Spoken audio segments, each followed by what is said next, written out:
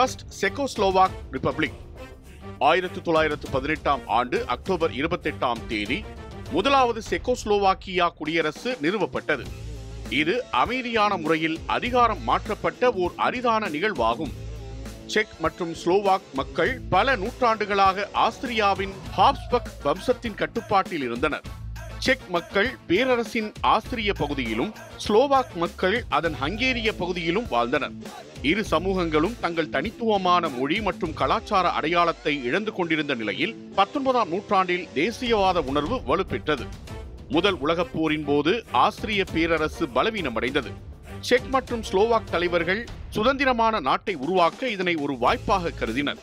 Thomas மசாரிக், Edward பெனேஸ் மற்றும் melon Stefanik போன்ற தலைவர்கள் கூட்டு முயற்சிகளை மேற்கொண்டனர். இவர்கள் நேச நாடுகளிடம் செக் மற்றும் ஸ்லோவாக் மக்களின் தேசிய உரிமைகளை அங்கீகரிக்க வலியுறுத்தினர். 1918 அக்டோபர் 26 அன்று செக் மற்றும் ஸ்லோவாக் அரசியல் தலைவர்களை கொண்ட தேசிய குழு ஆஸ்திரியாவை பேச்சுவார்த்தைக்கு அழைத்தது. ஒரு சுதந்திரமான அரசை உருவாக்கும் அதிகாரத்தை இந்த குழு கோரியது. இதற்கு சரியான பதில் கிடைக்காததால் அக்டோபர் 28, 1918 அன்று தேசிய குழுவினர் பிரேக் நகரத்தின் அதிகாரத்தை கைப்பற்றினர். ஆயுதப்போர் இல்லாமல் இந்த மாற்றத்தை ஏற்படுத்தியதில் முக்கிய பங்கு வகித்த செக் அரசியல் தலைவர்கள் அலோயிஸ் ஜிராசெக், ஃபாண்டிஷெக் சிரமெக், வாட்ஸ்லாவ் ஸ்ரோபார் மற்றும் ஜிரி ஸ்திப்த்ரி ஆகியோர் மேன் ஆஃப் அக்டோபர் 28 என்று கௌரவிக்கப்பட்டனர். தேசிய குழுவினர் செக்கோஸ்லோவாக்கியா குடியரசு அமைக்கப்பட்டதாக அக்டோபர் 28 அன்று அதிகாரப்பூர்வமாக பிரகடனம் செய்தனர்.